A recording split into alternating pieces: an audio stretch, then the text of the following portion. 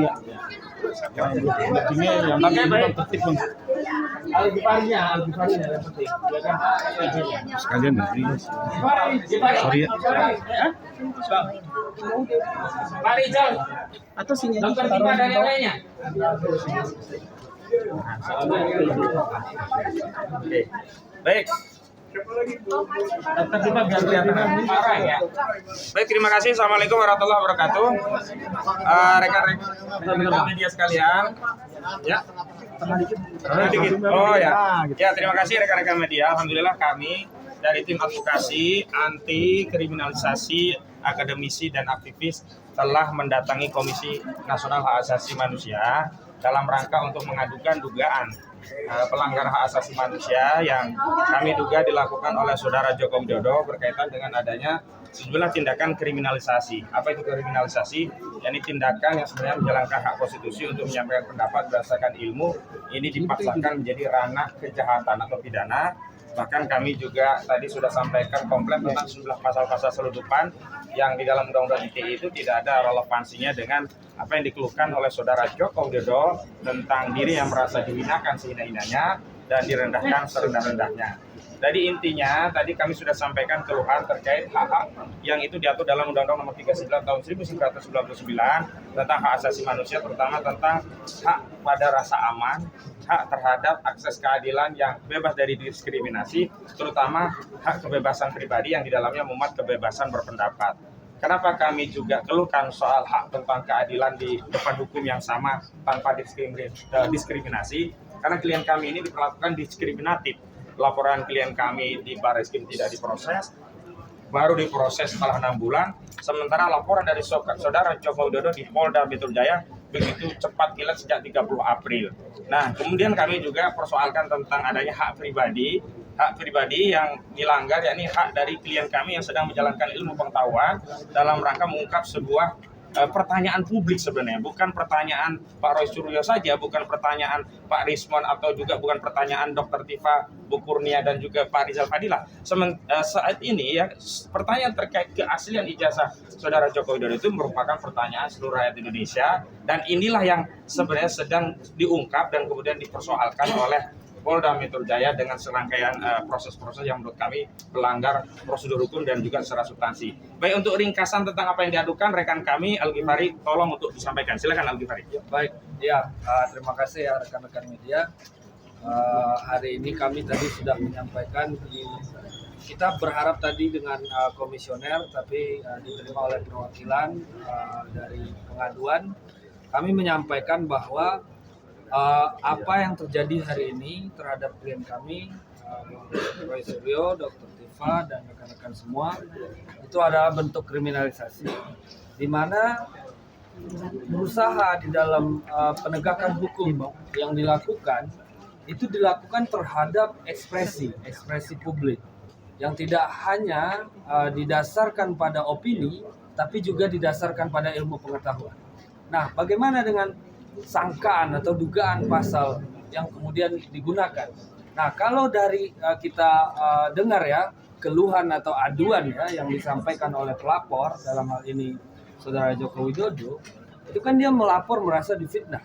Tapi kemudian oleh pihak kepolisian di dalam perkara ini digunakan pasal-pasal yang sifatnya itu adalah melindungi suatu informasi atau transaksi elektronik yang bersifat sistemik.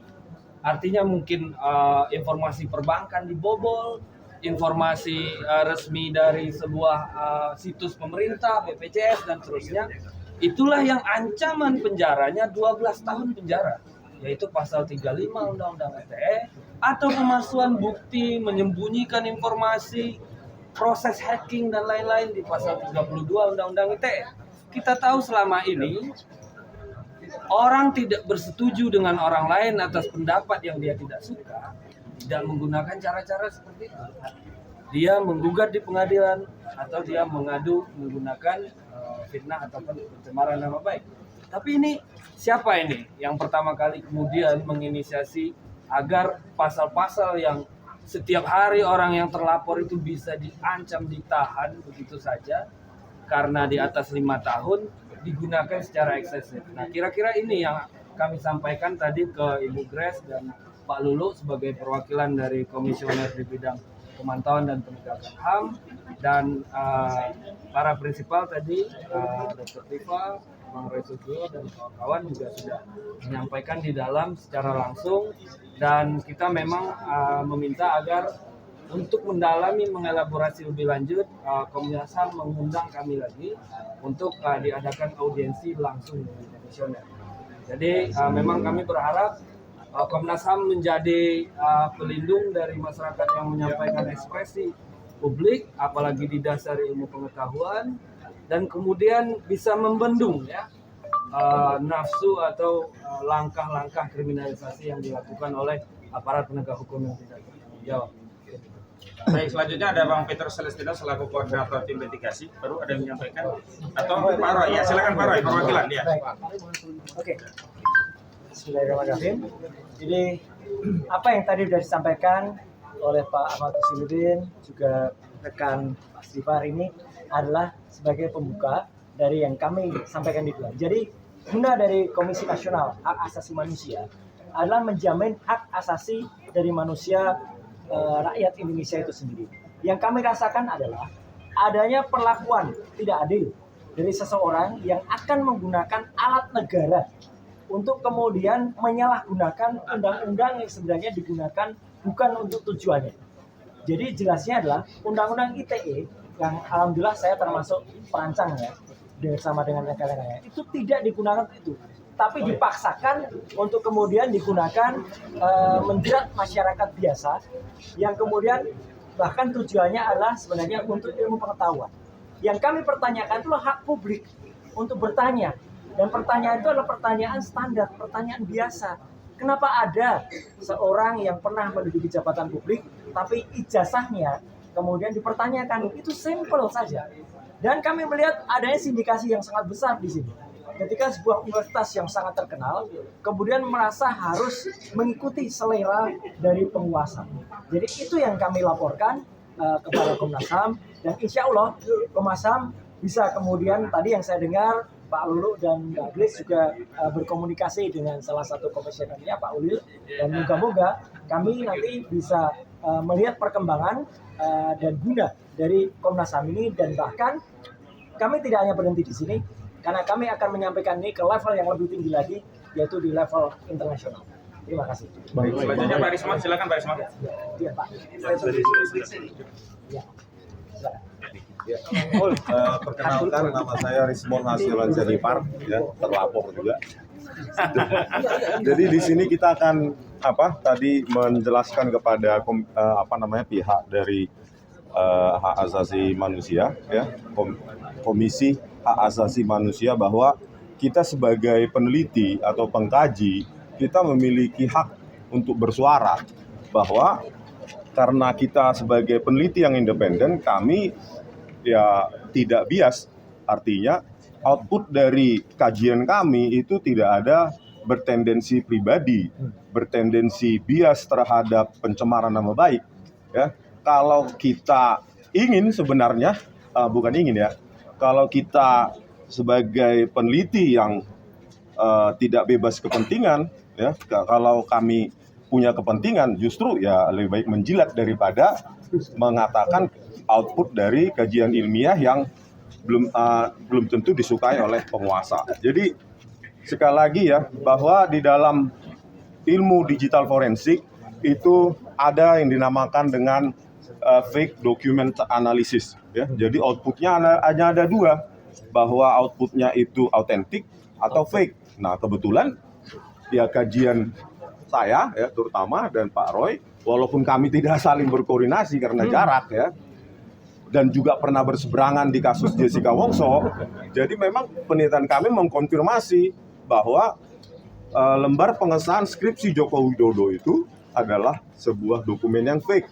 berdasarkan kesesuaian penggunaan teknologi, yaitu teknologi penggunaan teknologi font yang jauh di atas tahun 1985 yang diakui Pak Jokowi lulus tahun itu. Gitu. Jadi kalau kita teliti lebih dalam ya, bahwa digital font itu rilis oleh Microsoft Word ya dengan Windows Operating System 3.1 yang dikembangkan juga ya Digital Font Times New Roman itu oleh Adobe. Ya. Mereka mengembangkan untuk teknologi apa yang dinamakan dengan PostScript. Nah, dengan teknologi PostScript tersebut mengadopsi apa yang dinamakan dengan persamaan polinomial kurva Bezier. Nah, disitulah kita mendapati atau ditemukannya digital font yang sangat cantik dengan lengkungan kurva yang sangat sempurna. Nah, itu yang kita dapati di lembar pengesahan Pak Joko Widodo. Dan yang kita bandingkan juga bukan hanya di Indonesia, tetapi untuk tahun yang sama ya bahwa lembar pengesahan disertasi di universitas yang cukup sangat terkenal ya, Massachusetts Institute of Technology (MIT) itu masih menggunakan IBM Electric Typewriter. Bagaimana mungkin ya, di MIT saja masih menggunakan IBM Electric Typewriter, tetapi Joko Widodo pada tahun 1985 sudah menggunakan teknologi word processor yang jauh melampaui tahunnya. Kalau kita teliti lebih dalam lagi ya secara teknologi hardware maupun software ya itu terkait dengan PPI maupun DPI. PPI itu pixel per inci, DPI itu dots per inci, maka bisa kita telaah lagi bahwa lembar pengesahan Joko Widodo itu menggunakan kerapatan pixel atau dots per inci yang sudah lebih dari 96 dots per inci yang hanya ada di Windows versi XP ya sekitar tahun 2004-2005. Kalau kita lihat kerapatan dari lembar pengesahan skripsi. Jadi ini murni kajian ilmiah dan bisa diperdebatkan, diseminarkan, dikaji ulang, direkonstruksi oleh orang lain. Ini murni kajian ilmiah, tidak ada apa yang dinamakan dengan bias atau kebencian atau tendensi untuk mencemarkan nama baik gitu. Terima kasih. Dr. Tifa, silakan. Ya, baik. Saya Dr. Tifa dengan ini menyampaikan bahwa kriminalisasi terhadap akademisi, terhadap ilmu pengetahuan itu adalah sesuatu yang sangat mengherankan. Sesuatu yang sangat tidak lazim di dunia ilmu pengetahuan. Dan saat ini kami mengalami bukan hanya sekedar kriminalisasi, tetapi juga bahkan kami mengalami intimidasi oleh seseorang yang melaporkan kami. Karena yang bersangkutan saat ini secara de facto masih memiliki kekuasaan. Dan kami dengan diundangnya kami, dengan ketidakjelasan posisi kami, pada tanggal yang kami diaku mengikuti sebuah peristiwa yang tidak kami ketahui, padahal saat ini sebenarnya kami sedang melakukan pekerjaan kami sebagai ilmuwan.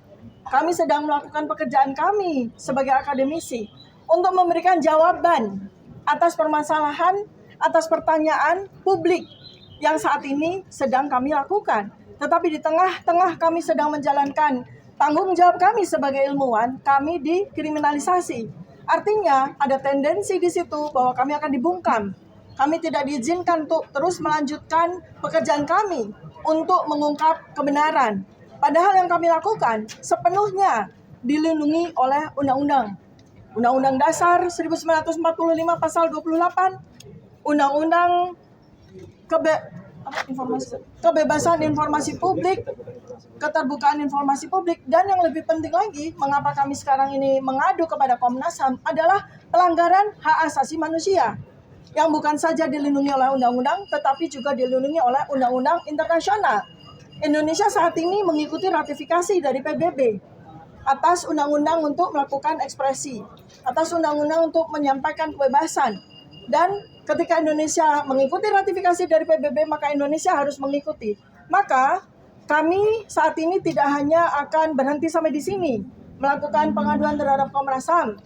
Kami sudah melakukan komunikasi, koordinasi dengan teman-teman diaspora yang akan membantu kami melanjutkan langkah kami untuk mengadukan kriminalisasi yang terjadi pada kami kepada komunitas hak asasi manusia sampai di level United Nations atau PBB. Dan insya Allah mudah-mudahan kami tentu saja akan mendapatkan dukungan yang luas. Sebab kalau seorang ilmuwan, kami para akademisi dikriminalisasi, ini akan menjadi sebuah presiden yang sangat buruk. Tidak hanya terjadi pada level nasional. Semudah itu seorang ilmuwan akademisi yang sedang melakukan pekerjaan ilmiahnya dibungkam dengan kriminalisasi, dan ini akan menjadi sebuah presiden yang buruk bagi internasional. Dan kami tidak akan berdiam diri, karena marwah kami sebagai ilmuwan adalah menjaga kebenaran. Dan kebenaran itu adalah fondasi yang paling penting. Kejujuran adalah fondasi yang paling penting bagi negara Indonesia tercinta ini. Terima kasih. Baik, saya sebelum ditutup ada oh ya, silakan. Ya, saya mungkin sedikit saja. Oh, saya di tengah ya. Oh, iya. Maaf jadi ketutup Sebentar, mungkin bukurnya dulu ya, karena tadi yang kami dampingi dulu ya. Oh ya, silakan. Bukunya silakan lagi. Pak ini, Pak Rizal mau nggak tadi? Pak Rizal sambil gini. Oh iya. Dampingan aja. Silakan. Bismillahirrahmanirrahim. Assalamualaikum warahmatullahi wabarakatuh.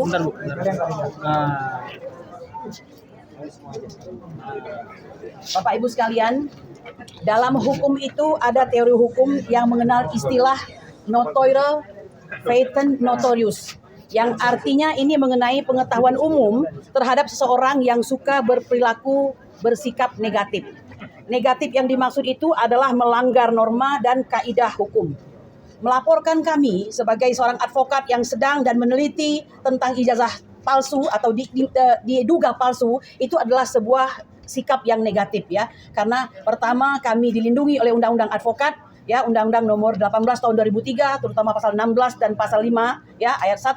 Tapi lebih daripada itu, sebagai seorang warga negara, memang negara menginginkan bantuan kepada masyarakat untuk melakukan penegakan hukum.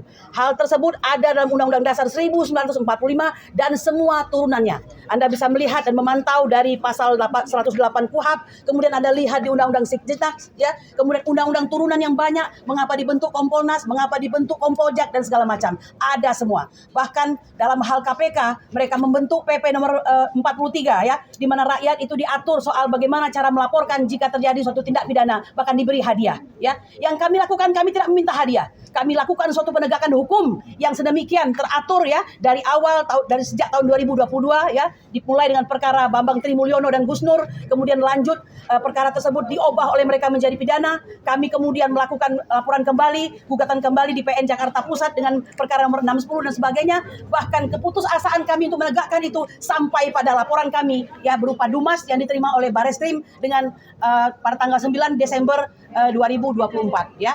Dan ini tidak dilakukan suatu katakanlah penggalian lebih jauh hingga datangnya laporan dari saudara Joko Widodo di Polda Metro Jaya ya. Nah, oleh karena itu kehadiran kami kemari ingin memberikan suatu perimbangan kepada masyarakat bangsa Indonesia agar ikut memantau bahwa sesungguhnya Komnas HAM itu ya dibentuk untuk mengembangkan suatu kondisi yang kondusif penegakan hak asasi manusia berdasarkan Undang-Undang Dasar 1945, Pancasila ya, kemudian Deklarasi PBB serta Human Right ya. Semua itu ada di dalam itu semua. Nah, oleh karena itu kami datang kemari memastikan usaha kami ini tidak bisa dikriminalisasi ya. Demikian yang disampaikan agar kiranya facie notorius itu tidak terus-terusan mengganggu bangsa ini. Kami mengatakan dan menyerukan sudah waktunya ya. Jangan sampai Anda pada saat menjadi presiden Anda terus membuat susah rakyat, dan setelah Anda tidak lagi menjadi presiden Anda terus menjadi musuh presiden ataupun rakyat itu sendiri. Demikian yang saya sampaikan, semoga berguna bagi bangsa Indonesia.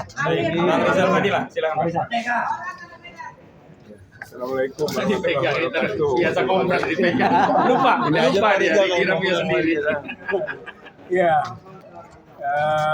pertama tentu saja kami datang ke Komnas HAM ya, untuk memulihkan upaya-upaya yang dilakukan oleh mereka untuk merendahkan hak asasi manusia melalui proses yang kita sebut dengan kriminalisasi. Ya. Komnas HAM punya kewajiban untuk itu sesuai dengan kompetensinya.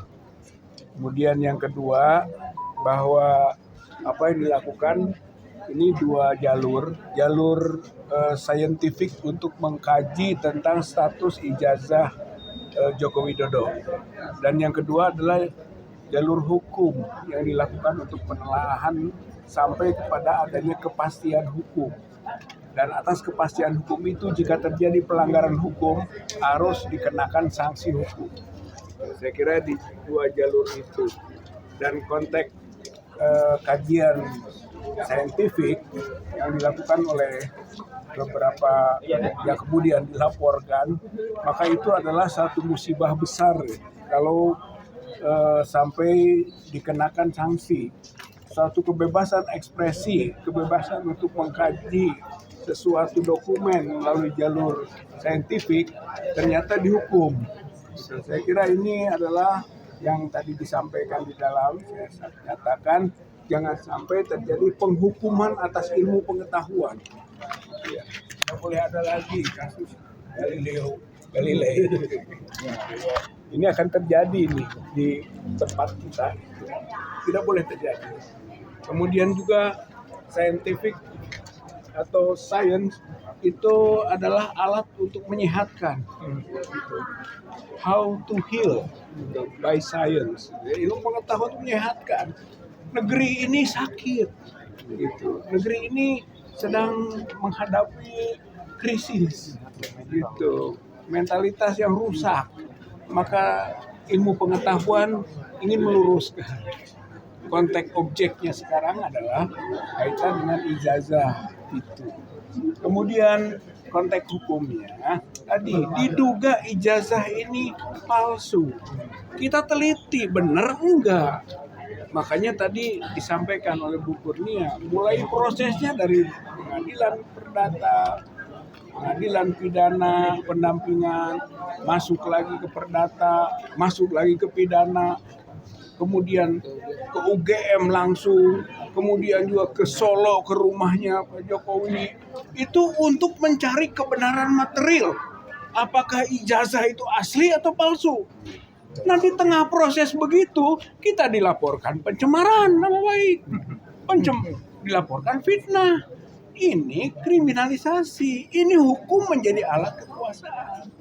Oleh karena itu dalam pertarungan seperti ini, kita juga menilai ada penginjak-injakan hak asasi manusia. Gitu. Maka itulah kita melapor kepada lembaga yang memiliki kompetensi untuk melindungi hak asasi manusia. Itu harapannya. Yang jelas bahwa ini bukan mengeluh. Ini bukan curhat. Ini bukan semata-mata kami merasa lemah. Tidak. Ini adalah bagian perjuangan untuk kepentingan bukan kita-kita. Ini aspirasi rakyat, aspirasi masyarakat untuk martabat bangsa kita dari generasi ke generasi. Oleh karena itu, kita akan terus berjuang menegakkan kebenaran, kejujuran, dan keadilan. Dan segala kezaliman atau upaya-upaya penindasan yang dilakukan oleh mereka, termasuk oleh Joko Widodo, kita akan lawan. Dan kita akan runtuhkan demi kebenaran sesuai dengan Undang-Undang Dasar 45 dan Pancasila. Allahu Akbar. Oke, langsung ke sebentar saja, mungkin ada yang mau disampaikan sebelum kita tutup atau ada pertanyaan nanti Bang Ajam silakan. Jadi gini, yang paling utama itu adalah penyidik harus ngerti bahwa ada putusan MK 105 PUU 22 dan 2024 bahwa pemerintah, ya, pejabat, ya, maupun korporasi dan kelompok orang itu boleh dikritik, maknanya nggak boleh melaporkan.